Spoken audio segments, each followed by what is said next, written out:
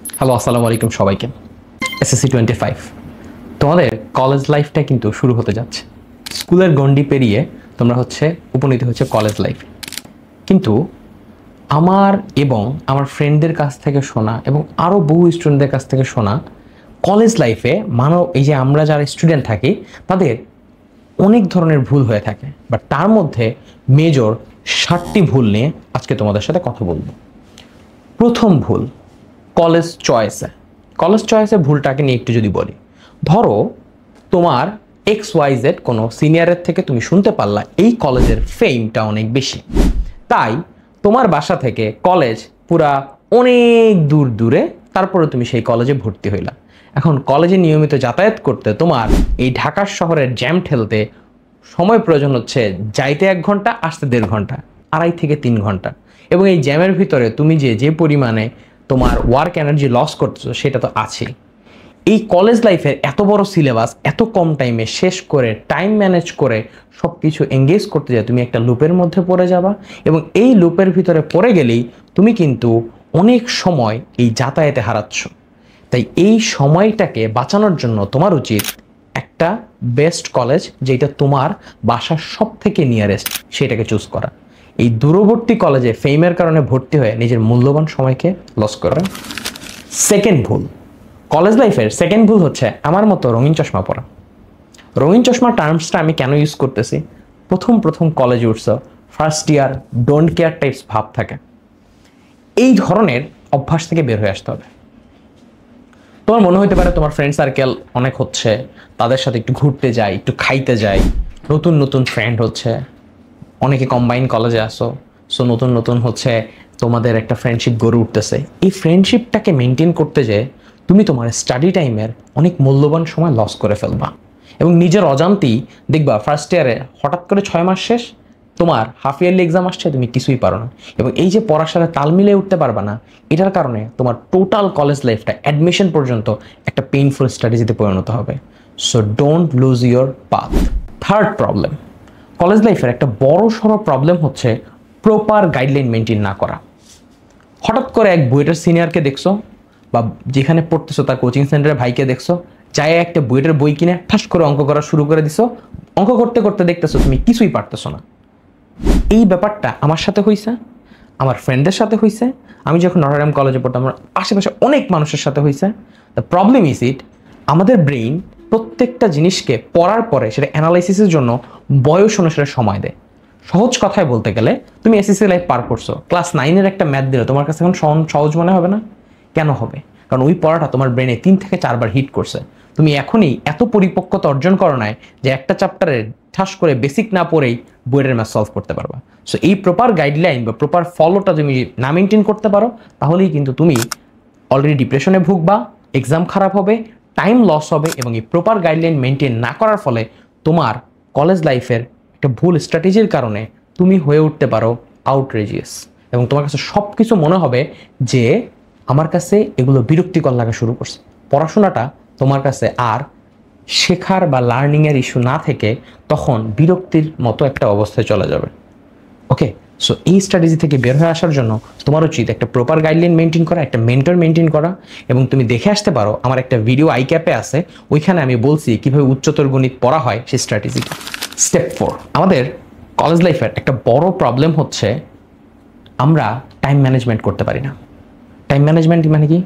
আমাদের প্রত্যেকটা সাবজেক্ট আছে, ফিজিক্স, কেমিস্ট্রি, ম্যাথ, বায়োলজি, 4টা সাবজেক্ট, 8টা করে পেপার, তার সাথে বাংলা, ইংলিশ, আইসিটি।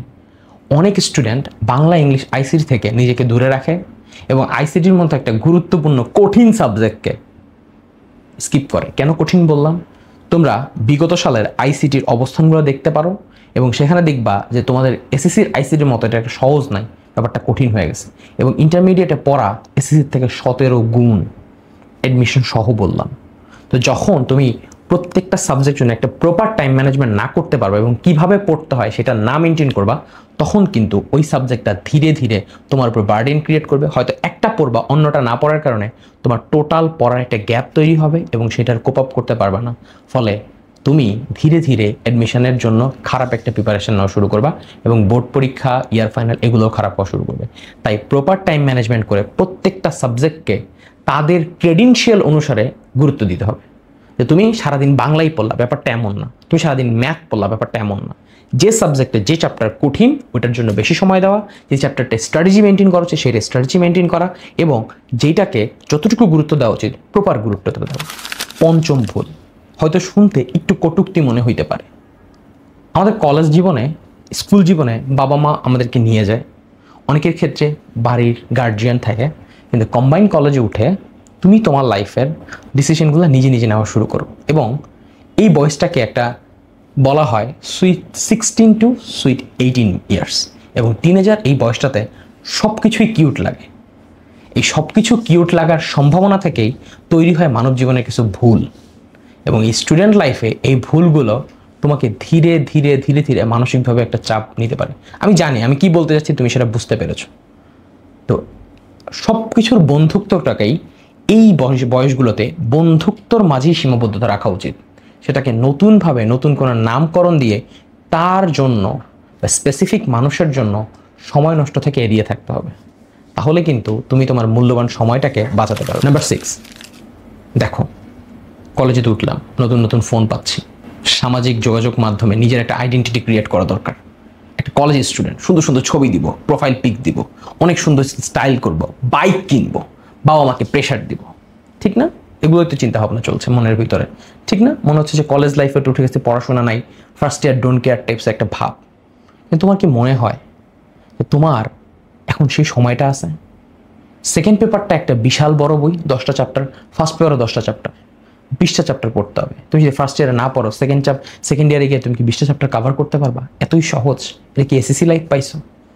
এটা কিন্তু এত সহজ না ভাইয়া।